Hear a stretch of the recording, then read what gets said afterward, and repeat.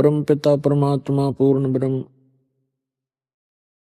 सारी सृष्टि के रचनहार कबीर परमेश्वर जी की असीम रजा से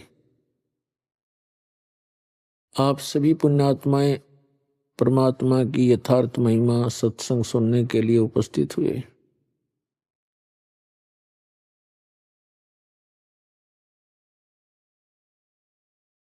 सत्संग के अंदर आने से पुण्यात्माओं को, भक्त आत्माओं को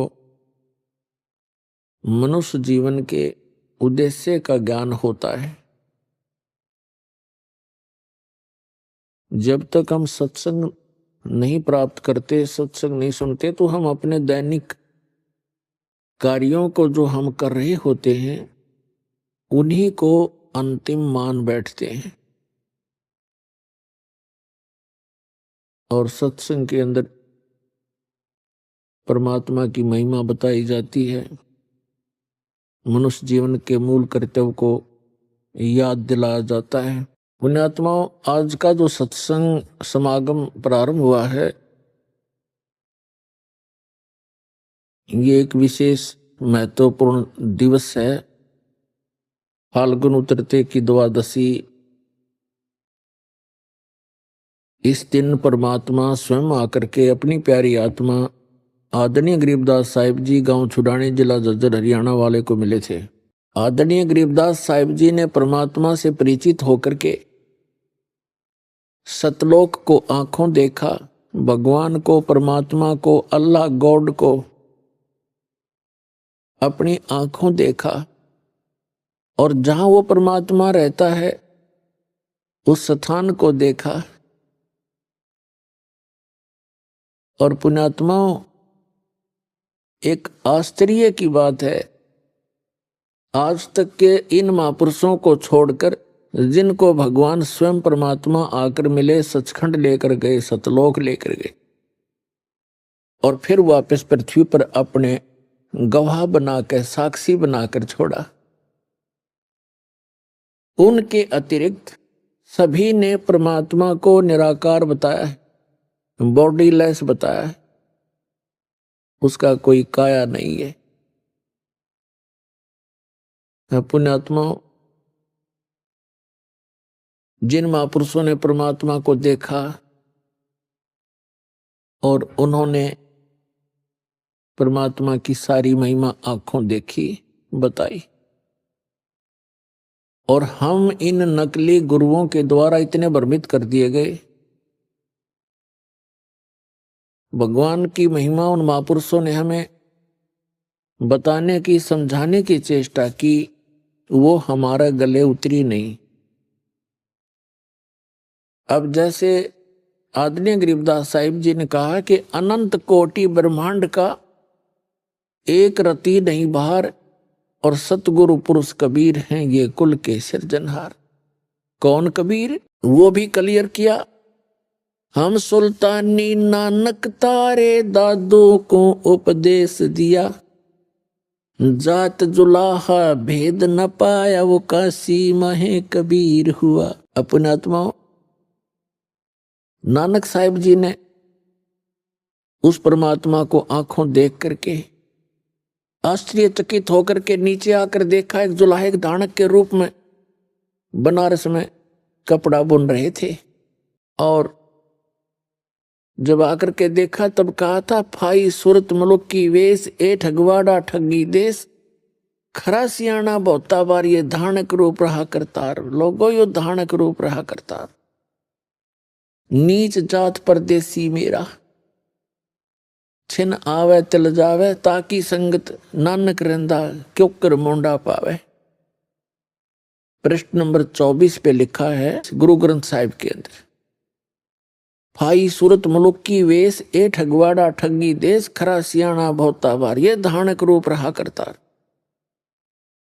प्रश्न नंबर 721 पर, एक अर्ज गुप्तम पेश तोदर कौन करतार, हक्का कबीर करीम तुम बे ऐब परवरदिगार। प्रश्न नंबर 731 पर लिखा कि नीच जात परदेसी मेरा, छिन आवे तिल जावे, और ताकि संगत नानक रहंदा, क्यों कर मोंडा पावे। दादू साहिब जी ने कहा कि जिन मुझको निज नाम दिया सोए सतगुर हमार, दादू दूसरा कोई नहीं कबीर सिरजनहार। तो पुण्यात्मा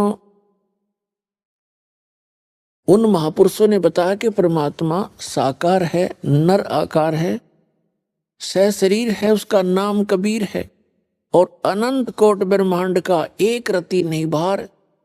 अब जैसे वैज्ञानिक ने जहाज बना दिया, वायुयान बना लिया और उसको बनाकर उड़ा लिया और साथ उसके अंदर बैठ गया, उसका भार कहाँ हुआ, वो तो बल्कि उसके ऊपर बैठ गया।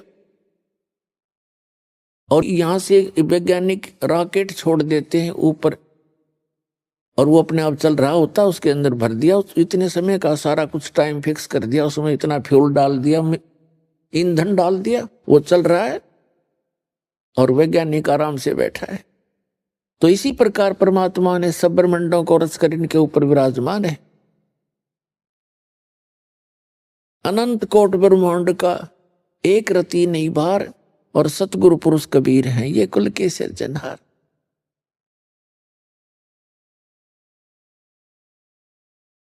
तो पुण्यात्मा परमेश्वर कबीर जी की महिमा को गरीबदास साहिब जी ने आंखों देखा, परमात्मा से प्राप्त सारे ज्ञान के आधार से फिर ये ज्ञान बताया आप जी को, हम सबको। क्या बताया कि झांकी वे कबीर की नानक की तीवा और वह सिखा के गल पड़ी कौन छुटावे था कि बेई नदी से स्वयं सतपुरुष अकाल मूर्त वो कबीर भगवान, कबीर हक्का कबीर जिंदा महात्मा के रूप में आकर नानक साहिब जी को मिले थे और उन्होंने नहाने के लिए डुबकी लगाई थी, वो अंतर ध्यान कर दिए, उनके शरीर को कहीं बाहर रख दिया अप स्ट्रीम में, ऊपर की तरफ जिधर से जल आ रहा था उधर किसी का ध्यान नहीं गया कि इधर कैसे जा सकता। तो वहां के उपस्थित व्यक्तियों ने मान लिया था नानक जी डूब गए दरिया में। वो खोद रहे थे डाउन स्ट्रीम में और उनका शरीर रखा था अप स्ट्रीम में कहीं दूर जंगल में। वहां सुरक्षित छोड़कर परमात्मा पहुंच ले गए उनकी आत्मा को, प्यारी आत्मा को सचखंड दिखाया और वहां फिर देखा अनंत कोट ब्रह्मांड के सिंहासन पर वही जिंदा वाला महात्मा वाला रूप तेजों में शरीर वहां विराजमान हो। फिर उनको बताया कि मैं बनारस के अंदर काशी में कबीर नाम से एक जुलाहे का काम करता हूं और वहां आना प्यारी आत्मा तुम्हें सत्यनाम दूंगा। फिर जब वापस नानक साहिब जी तीसरे दिन शरीर में आए, उठकर चल पड़े, पहली उदासी उन्होंने बनारस की और वहां सभी व्यक्तियों से जितने भी संत महात्मा वेल नोन थे उनसे प्रश्न करते हुए जा रहे थे कि ब्रह्मा विष्णु महेश के माता पिता कौन है, क्योंकि परमात्मा ने उनको सारा ज्ञान समझा दिया था, सृष्टि रचना तक का ज्ञान खूब दे दिया था। कोई भी इस प्रश्न का उत्तर नहीं दे पा रहे थे। रामानंद जी के पास पहुंचे वेल नोन सुप्रसिद्ध एक महर्षि कहलाया करते थे ब्राह्मण, उनसे भी यही प्रश्न किया। तब उन्होंने बताया कि खुद परमात्मा आए हैं इस पृथ्वी पर और रामानंद जी को भी परमात्मा ऐसे लेकर गए थे सचखंड में और फिर उनको वापस छोड़ा था। तब स्वामी रामानंद जी ने यही कहा था कि दो ठौर है एक तू भया एक से दो, गरीबदास हम कारणे तुम आए हो मगजो। तब उन्होंने बताया कि वो परमात्मा स्वयं यहां आए हुए हैं और एक जुलाहे के रूप में, धानक के रूप में लीला कर रहे हैं। उनको पहचानना हंसी खेल नहीं है, आम व्यक्ति नहीं पहचान सकता उनको, वो स्वयं परमात्मा है। अब नानक साहिब जी जब पहुंचे झोंपड़ी में जहां परमात्मा लीला कर रहे थे एक जुलाहे की, तब उन्होंने कहा था कि फाई सूरत मुलुक की वेश ए ठगवाड़ा ठगी देश, खरा सियाना बहुता बार लोगो धानक रूप रहा करतार, धानक रूप रहा करतार। ये बैठा भगवान और नीच जात परदेसी मेरा, छिन आवे तल जावे ताकि संगत नानक रहंदा क्यों कर मुंडा पावे। तो गरीबदास साहिब जी ने कहा कि झांकी वे कबीर की नानक की तीवा, और वह सिखा के गल पड़ी कौन छुटावे था। गरीबदास साहिब जी ने बताया है कि नानक साहिब जी को जब सचखंड में लेकर गए जिंदा महात्मा के रूप में परमात्मा कबीर जी, तो वहां जब अनंत कोट ब्रह्मांड के सिंहासन पर वही जिंदा वाला रूप विराजमान हुआ, उनका शरीर इतना तेजो में हो गया, एक रोमकूप में करोड़ सूर्य मिला दे, करोड़ चंद्रमा, इतना वो रोशनी भी फीकी रहे। तब नानक साहब ने कहा था, वाहे गुरु, वाहे गुरु, वाह वाह वाह वाह, कि ये है बात, ये है भगवान, वो तेरे की, वाह तेरे की, ऐसे कहते हैं। और आश्चर्यचकित होकर के तो गरीबदास जी ने कहा है कि झांकी वेख कबीर की। झांकी मीन एक नजारा, जैसे 26 जनवरी गणतंत्र दिवस के ऊपर प्रत्येक स्टेट, प्रत्येक प्रांत अपने अपने राज्य की झांकियां निकालते हैं, झांकी। और वो झांकियों में क्या होता है, जिस स्टेट के अंदर, जिस प्रांत के अंदर जो भी, जैसे कोई अच्छा डैम है या कोई अच्छा ऐतिहासिक स्थल है, उसका एक बनाते हैं मॉडल और अपना उसमें दिखाते हैं। उसको झांकी बोलते हैं कि ये हरियाणा प्रांत की झांकी, ये पंजाब प्रांत की झांकी। तो यहां गरीबदास जी ने कहा कि झांकी वे कबीर की, सतलोक की, नानक की तीवा। अब उन्होंने तो बड़े खुश होकर वाह वाह, वो तो मदहोश हो गए थे मालिक ने देख के, वाह वाह वाहे गुरु, वाहे गुरु, वाह वाह वाह वाह, ऐसे करने लगे। अब वो वास्तविक मंत्र तो कुछ और जाप करते थे, लेकिन वो एक ऐसी हृदय में बात समा गई थी उनके, काफी दिनों तक वाह वाह करते रहे, वाह वाह तेरे की, वाह तेरे।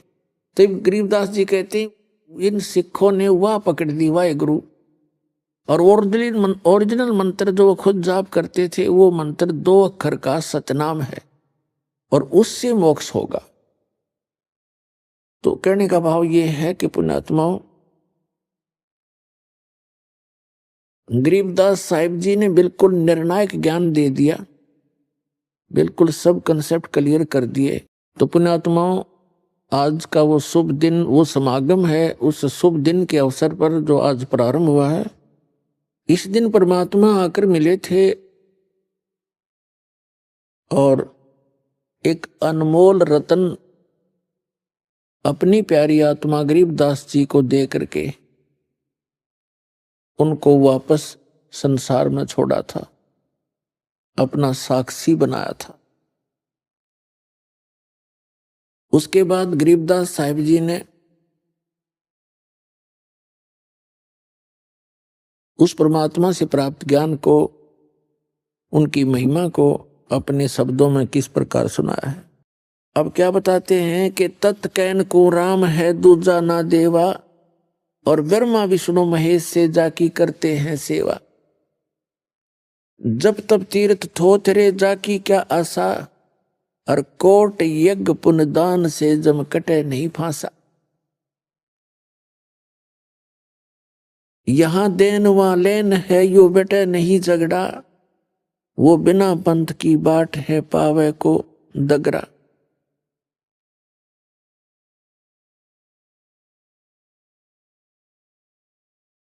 जब तब तीर्थ थोथरे जाकी क्या आशा, कि ये जब अन्य नामों के एक सतनाम को छोड़कर उसका जप तप करते रहो, उससे कोई लाभ नहीं।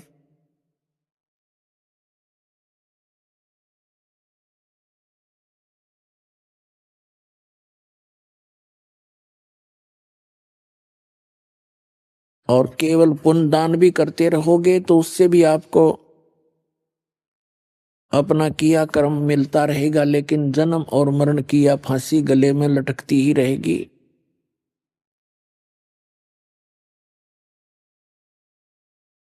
उसके लिए क्या बताते हैं परमात्मा,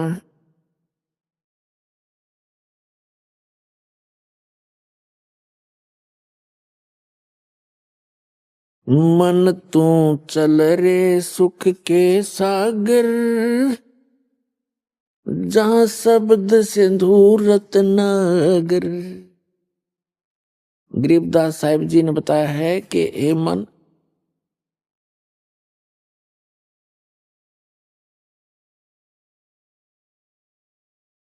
कि आप जहां रह रहे हो ये लोग ठीक नहीं है, ये काल की एक कारागार है, एक जेल है। और इस जेल में आप इतने प्रसन्न रहते हो क्योंकि आपको इस जेल से निकलने का विकल्प पता नहीं चला, और आपने इस कैद को, इस जेल को ही अपना निवास स्थान मान लिया, जबकि आपको ये भी मालूम है कि आप यहां सदा नहीं रहोगे। और फिर इतनी अक्ल मारी जा रही है हमारी, फिर भी हम यही सेट होने की चेष्टा करते हैं, कोठी बंगले बना के, और निरे कर्म फोड़ते हैं झूठी बात बना के, एक पेट के लिए। सारा जीवन बीत जाता इस प्राणी का, ये पेट का झंझट ही पूरा नहीं होता। पुण्यात्मा, सबसे पहले प्राणी को आहार की आवश्यकता होती है। जो पैसा उसके आहार से, निर्वाह से बच जाता है, फिर बकवाद अच्छी लगती है, फिर कोठी बनाता है, कार लेता है, घूटी लगाता है, मीट खाता है, शराब पीता, बीड़ी पीता, लंबी लंबी सिगरेट, ये बकवाद गढ़ता है। और जिनके पास हैंड टू माउथ है, जिनके पास पैसा खाने कोई मुश्किल है, वो कहां से ये चोचले करेगा। तो परमात्मा खुद आए थे इस गंदे लोक में रहने की और भक्ति करने की। उन्होंने एक रिहर्सल करके दिखाई थी। परमात्मा ने कहा था, घर ते 3.5 हाथ, घना ते 4.25, और कहे कबीर, इससे अधिक जो चाहे वह को नहीं विचार। फिर परमात्मा ने कहा था, साईं इतना दीजियो, ये मांगना भगवान से। साईं इतना दीजियो, जा में कुटुंब समावे, हम भी भूखे ना रहे, अतिथि न भूखा जावे। तो पुण्यात्माओं, इस सत्संग के वचनों से, यथार्थ ज्ञान से आपकी बुद्धि इस गंदे लोक से हटेगी। अभी तो हम यहाँ जकड़े पड़े हैं, और ये मालूम है कि चाहे प्रधानमंत्री है, चाहे राष्ट्रपति है, एक सेकंड का उसको अपना भी भरोसा नहीं है, विश्वास नहीं है कि मैं कल हूं कि नहीं। और फिर हम यही चमटे गाड्डे बैठे हैं, बड़ी बड़ी कोठियां बनाने में जुटे रहते हैं। तो उसके लिए भगवान हमें बताने आए थे कि तुम, आप जी यहाँ गलत रह रहे हो, आपका ये लोक नहीं है, आपका निज स्थान नहीं है। यहाँ तो गरीबदास साहिब ने कहा, भगवान के ज्ञान से परिचित होने के बाद, कि पहले गए ना बावड़े, बावड़े माने लौट कर नहीं आए, तुमसे पहले तुम्हारे दादे परदादे जो चले गए।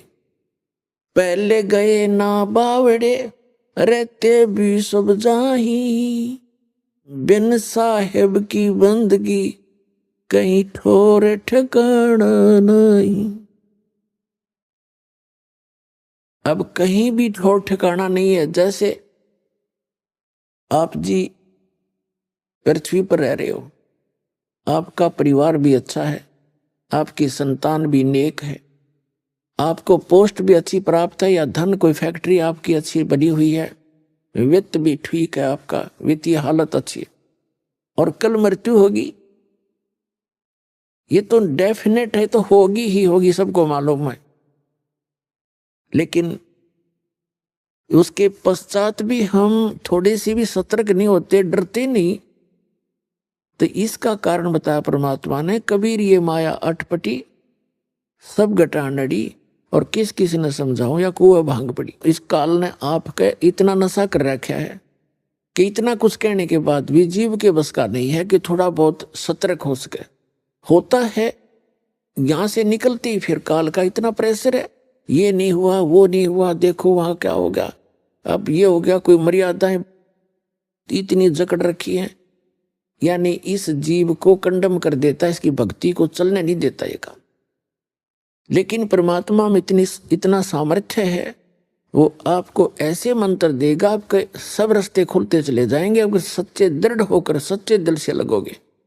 वो समर्थ है, और समर्थ के आगे इस काल की कोई भी नहीं चाल चलेगी। लेकिन आप जी ने सच्चे विश्वास के साथ इन मंत्रों का जाप और मर्यादा का पालन करना होगा, फिर रास्ते खोलेगा। तो तभी आपको ये भक्ति भी सुहावेगी और आप भक्ति कर भी सकोगे और निभा भी सकोगे जब आप सच्चे दिल से भगवान को पुकारोगे। क्योंकि आपदाएं तो आ सकती हैं आपके ऊपर फिर भी, लेकिन जो ही आप पुकार करोगे दाता के सामने, आपकी सारी आपदाएं छू मंत्र हो जाएंगी तुरंत। कहते हैं सतगुरु शरण में आने से आई टले बला, और जय मस्तक में सूली हो, भाग्य में सूली हो, वह कांटे में टल जा। ऐसे आपको सुख होने लगेगा। तो पुण्यात्मा बहुत सावधानी बरतनी पड़ेगी आपने। अब यहां कहते हैं पहले गए ना बावड़े रहते भी सब्जा, आज से पूरी पृथ्वी का राजा है और कल मृत्यु होगी। चलो उसके बाद यदि उसके पुण्य कर रखे हैं तो स्वर्ग में जाएगा। स्वर्ग के अंदर जब पुण्य क्षीण हो जाएंगे फिर वहां से चलो नरक में। नरक का समय जब पूरा हो जाएगा फिर चलो गधा बनो। गधे की आयु पूर्ण होते ही फिर चलो कहाँ कुत्ता बनो। कुत्ते की आयु पूर्ण होते फिर कहाँ सुअर बनो। ऐसे 84 लाख योनियों में चलो चलो। तो कहते हैं पहले गए ना बावड़े, यानी जो पहले चले गए उन्होंने तो आपको आके बताया नहीं कि वो कितने कष्ट में रहे हैं, कहाँ कहाँ गए। और रहते भी सब्जा, और बिन साहेब की उस परम पिता परमात्मा की भक्ति बिन किते ठोर ठिकाना ना। या चलो चलो कहाँ मिटेगी, वो सतलोक में मिटेगी। श्रीमद् भगवत गीता अध्याय नंबर 18 के श्लोक नंबर 62 और 66 में, श्रीमद् भगवत गीता अध्याय नंबर 15 के श्लोक नंबर 1 से लेकर 4 में, और 16 और 17 में, श्रीमद् भगवत गीता अध्याय नंबर 8 के श्लोक नंबर 3 से लेकर 10 तक एक बहुत निर्णायक ज्ञान है। और गीता ज्ञान दाता स्वयं कहता है अर्जुन, दूसरे अध्याय के 12वें श्लोक में, चौथे अध्याय के 5 और 9वें श्लोक में, और 10वें अध्याय के दूसरे श्लोक में कि अर्जुन तेरे और मेरे बहुत जन्म हो चुके हैं, तू नहीं जानता मैं जानता हूं। अर्थात जन्म मृत्यु तेरी भी होती है, मेरी भी होती है। 8वें अध्याय के 13वें श्लोक में कहता है कि ओम इति एकाक्षरम ब्रह्म व्यवहारण माम अनुसमरण ये परियाति तजन देहम से आती परमाम गतिम। मुझ ब्रह्म का केवल एक ओम मंत्र है, उच्चारण करके सिमरण करता हुआ जो संसार छोड़कर जाता है, शरीर छोड़कर जाता है अंत समय में, और ये सिमरण करता हुआ जाता है तो ओम से मिलने वाली परम गति को प्राप्त होता है। ओम से मिलने वाली परम गति कौन सी है? ब्रह्मलोक है, क्योंकि ओम मंत्र ब्रह्म का है। ये 3 पुरुष हैं। गीता अध्याय नंबर 15 के श्लोक नंबर 16 और 17 में 3 पुरुष हैं, 3 प्रभु हैं, 3 स्वामी हैं। एक सरपुरुष, एक अक्षर पुरुष और एक परम अक्षर पुरुष। तो इन तीनों के ही मंत्रों का, तीनों ही की भक्ति से और इन तीनों के ही जाप से हमारा कल्याण होगा। वो मंत्र की विधि भिन्न है। तो इसमें क्या बताया है कि सरपुरुष जो है ये ब्रह्म है, अक्षर पुरुष वो परब्रह्म है, सरपुरुष ये ब्रह्म है जो गीता का ज्ञान श्री कृष्ण जी में प्रवेश करके बोल रहा है। ये 21 ब्रह्मांड का स्वामी है। 21 ब्रह्मांड। एक ब्रह्मांड में क्या है, जिस ब्रह्मांड में हम रह रहे हैं इसके अंदर ब्रह्मा विष्णु महेश ये 3 मंत्री हैं, 3 देव हैं जो यहाँ के प्रधान देवता हैं। जैसे एक स्टेट, एक प्रांत के अंदर मंत्री होते हैं और उनका कंट्रोलर मुख्यमंत्री होता है, तो इनका जो पिता है ब्रह्मा विष्णु महेश जी के पिता है सरपुरुष, जो गीता अध्याय नंबर 11 के श्लोक नंबर 32 में कहता है कि अर्जुन मैं काल हूं और सबका नाश करने के लिए अब प्रवृत्त हुआ हूं। ये श्री ब्रह्मा, श्री विष्णु, श्री शिव जी के पूज्य पिताजी हैं और दुर्गा इनकी माता है।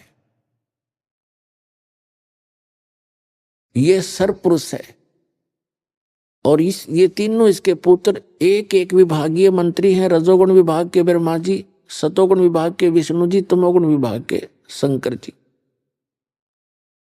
और एक ब्रह्मांड के अंदर क्या है कि 14 लोक और 3 लोक ये अलग से, और ब्रह्मा विष्णु महेश 33 करोड़ देवता, 88,000 ऋषि, और ये 14 लोक, ब्रह्मलोक आदि आदि। ये देखिएगा, एक ब्रह्मांड का चित्र दिखाते हैं आपको, एक ब्रह्मांड का लघु चित्र अब यहां दिखाते हैं आपको। एक ब्रह्मांड के अंदर ये सामग्री है, ये नीचे के पाताल लोक, तलातल, रसातल, सूतल, अतल, महातल, वितल, ये लोक, और ये पृथ्वी लोक, शिव जी का लोक, ब्रह्मा जी का लोक, विष्णु जी का लोक, ये स्वर्ग लोक और नरक इकट्ठा ही है। ये इंद्र का लोक, ये धर्मराय का लोक जो न्यायाधीश है उसका लोक, एक मानसरोवर है, ये है ब्रह्मलोक, ये ब्रह्मलोक है इतना, ये ब्रह्मलोक। इस ब्रह्मांड के अंदर एक अलग से स्थान है, ये दुर्गा का लोक इस ब्रह्मलोक के अंदर ही बाहर एक समुद्र के टापू में है, एक टापू है समुद्र में। ये काल ने नकली सतलोक, महाइंद्र का द्वीप, नकली सतलोक, नकली अलखलोक, डुप्लीकेट अगमलोक और अनामी लोक की रचना कर रखी है। ये शपथपुरी है, ये 88,000 द्वीप हैं और ये यहाँ एक विशेष गुप्त स्थान है इस काल भगवान का। ये 3 स्थान बनाकर रहता है, एक रजोगुण प्रधान क्षेत्र है, एक सतोगुण प्रधान क्षेत्र है और एक तमोगुण प्रधान क्षेत्र है। इसमें ये स्वयं जब रहता है, दुर्गा इसकी पत्नी है, दुर्गा जी इसको यहां रखता है। जब ये रजोगुण प्रधान क्षेत्र में ये दोनों रहते हैं, ये पंचमुखी ब्रह्मा बन जाता है और अपनी पत्नी दुर्गा को सावित्री रूप में रखता है। इन दोनों के संयोग से जो पुत्र उत्पन्न होता है, इन्हीं की शकल का बन जाता है, ब्रह्मा की शकल का। उसी को ये रजोगुण युक्त कर देता है, क्योंकि ये स्थान सारा रजोगुण युक्त है और ये सतोगुण युक्त है। ये स्थान, इसमें स्वयं विष्णु रूप धारण करता है, दुर्गा को लक्ष्मी रूप धारण कराता है। इन दोनों के संयोग से जब जो पुत्र उत्पन्न होता है वो ऑटोमेटिकली सतोगुण युक्त हो जाता है। ये एक तमोगुण प्रधान क्षेत्र है, इसमें ये स्वयं इस रूप में रहता है और दुर्गा को पार्वती रूप में रखता है। इन दोनों के संयोग से जो पुत्र उत्पन्न होता है इसकी शकल का बन जाता है और वो तमोगुण युक्त हो जाता है। ये इस प्रकार एक ब्रह्मांड की ये सारी सामग्री समझो। फिर इन तीनों पुत्रों को ये जो इसी की शकल के होते हैं, इनको नीचे एक एक द्वीप दे देता है। इनकी राजधानियां भिन्न भिन्न है। यहां अपनी राजधानियों से केवल ये इन पाताल लोक, पृथ्वी लोक और ये कोमन स्वर्ग लोक, इन 3 लोक के प्राणियों को ये इनको कंट्रोल करते हैं। जन्म, मृत्यु और स्वर्ग तही की ये यहां इनको व्यवस्थित रखते हैं इनके कर्माधार पर। अपुनात्मा रजोगुण क्षेत्र, तमोगुण क्षेत्र और सतोगुण प्रधान क्षेत्र कैसे होते हैं? जैसे किसी मकान के अंदर, किसी महल में, किसी घर में 3 कक्ष हों। एक कक्ष में, एक कमरे में अश्लील चित्र लगे हों बेहुदे, तो उसमें जो व्यक्ति भी जाएगा उसकी वैसी ही वृत्ति, वैसे ही विचार और वैसी ही भावना उसकी बनी रहेगी जब तक उस कक्ष में और उन चित्रों पर उसकी नजर रहेगी। उसमें एक विशेष गुण उत्पन्न रहेगा, उसके बस की बात नहीं। और दूसरे कक्ष में लगा रखी है साधु संत फकीरों की, महात्माओं की चित्र। तो वहां जाने के बाद उस व्यक्ति का, उनके उन महापुरुषों के चेहरों को देखकर, उनकी महिमा को याद कर करके उसका एकदम शांत सा रूप हो जाएगा, आत्मा शांत हो जाती है। और तीसरे कक्ष में हो जैसे सूरवीर और शहीदों के, देशभक्तों के चित्र, तो वहां जाकर अपने आप उसके मन की वृत्ति वैसे ही बन जाएगी, उसी प्रकार उसके अंदर जोश पैदा हो जाएगा। तो ऐसे इस काल भगवान ने इस ऊपर के स्थान पर ये 3 स्थान बना रखे। जब ये वहां दोनों रहते हैं, जैसे रजोगुण प्रधान क्षेत्र में रहते हैं, तो इसका ऑटोमेटिक उन चित्रों को, वहां की दृश्यों को देख देख कर इतना इसके अंदर वो रजोगुण प्रधान रहता, प्रभावित रहता है। और उस दौरान जो पुत्र की उत्पत्ति होती है उसके अंदर वो गुण ऑटोमेटिकली आ जाते हैं। जैसे एक व्यक्ति चोर था और उसका लड़का हो गया 8-9 वर्ष का, चोरी करने लग गया। उसकी दादी जी ने नाम ले रखा और सत्संग कर रहे, वहीं से उसने 10-20 रुपये निकाल लिए। तो वहां के व्यक्तियों को पता था कि ये लड़का यह गलती कर सकता है। उसको पूछा ताछी करी, उसने उसके पास वो पैसे पा गए। तो उसे समझाया, बेटा तू ऐसी गलती क्यों करता है? आपने नाम भी ले रखा अपनी दादी जी के साथ में। तो वो कहता, जी मेरे बस की बात नहीं, अपने आप मेरे अंदर पता नहीं कैसी प्रेरणा होती है, निकाल लूं, ये उठा लूं, वो छुपा लूं। तो वो उस चोर के गुण उसमें आगे बेटे में। तो इसी प्रकार इस काल भगवान ने 3 स्थान बना रखे हैं। एक बार फिर देखिएगा, अब समझ में आएंगे आपके।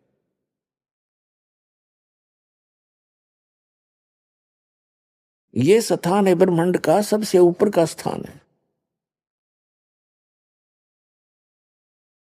ये ब्रह्मलोक में भी सबसे ऊपर है, ब्रह्मांड का भी ऊपर है ये। तो ये जो ये स्थान है, ये रजोगुण प्रधान क्षेत्र है। ये देखने में थोड़ा स्थान बनाना पड़ता है, लेकिन ये हजारों लाखों किलोमीटर तक का है। अक्सर बड़े बड़े बाग बगीचे, बड़ी दुस्त ऐसे वहां की स्थिति है। तो ये स्वयं ब्रह्मा रूप बना लेता है ऐसा ये काल भगवान।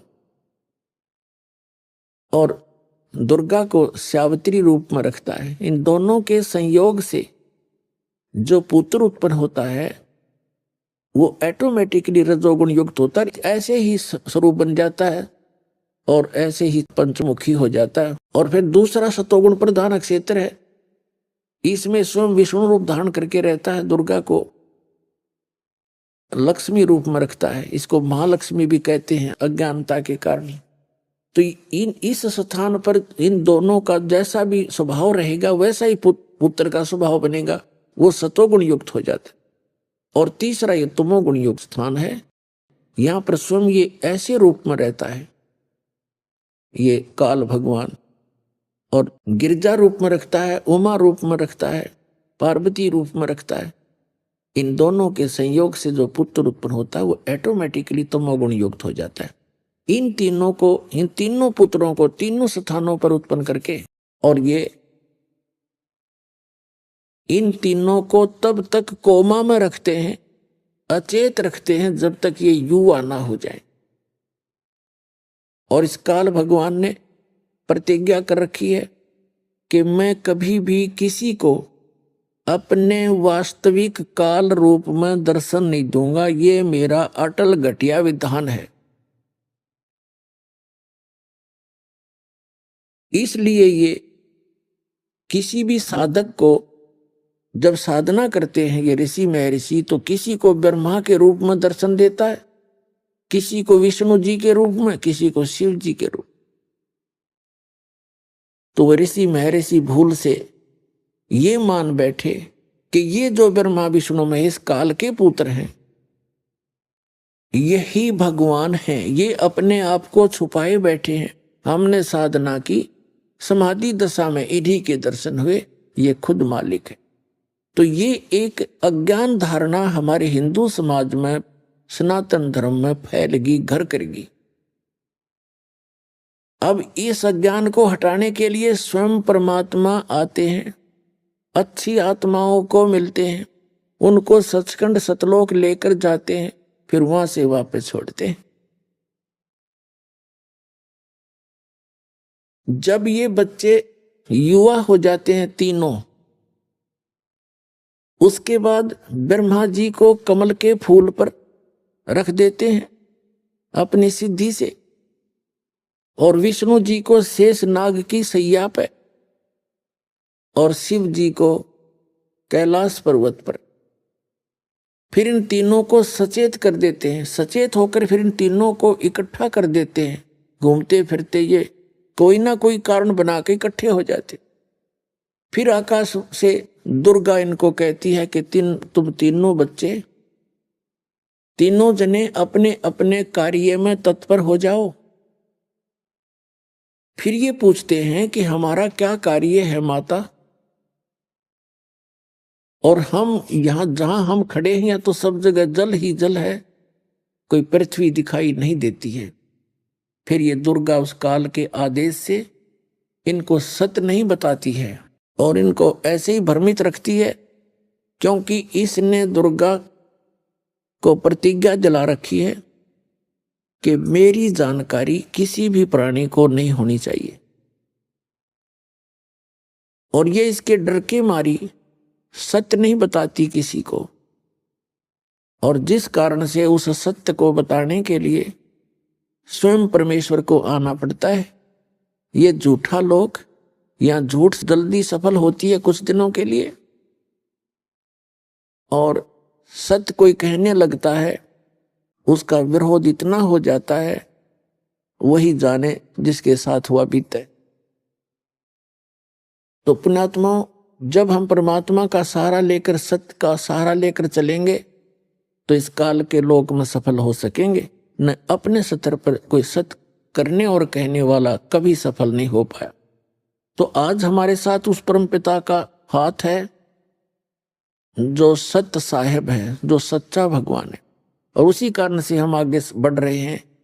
और कितना विरोध, सब ज्ञान के विपरीत ज्ञान और सच्चा ज्ञान, ये आगे कितना प्रफुल्लित हो रहा है, कैसे फैल रहा है, कैसे अपना स्थान बना रहा है। तो कबीर भगवान उस समर्थ परमात्मा का हाथ और उसका सहयोग आज ये आप जी के साथ है। अब जो प्रसंग चला था, गीता अध्याय नंबर 15 के श्लोक नंबर 16 और 17 में 3 पुरुष हैं, 3 प्रभु हैं, एक सरपुरुष, एक अक्षर पुरुष। ये देखिएगा श्रीमद् भगवत गीता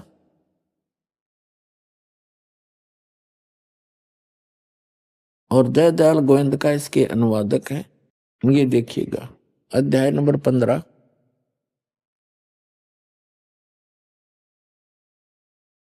और ये 16 यहां से स्टार्ट है, 16वां श्लोक 15वें अध्याय का। इसमें लिखा कि द्वौ इमौ पुरुषौ लोके सरय स अक्षर एव च सरय सर्वाणि भूतानि कटुस्थ अक्षर उच्यते। इनका अनुवाद पढ़ते हैं। इस संसार में नाशवान और अविनाशी भी ये 2 प्रकार के पुरुष हैं। पुरुष माने प्रभु, स्वामी, भगवान। संपूर्ण लोकों के शरीर नाशवान और जीवात्मा अविनाशी कहा जाता है। एक सरपुरुष और एक अक्षर पुरुष। अब यहां देखें अच्छी तरह, द्वौ इमौ पुरुषौ लोके सरय च अक्षर एव च।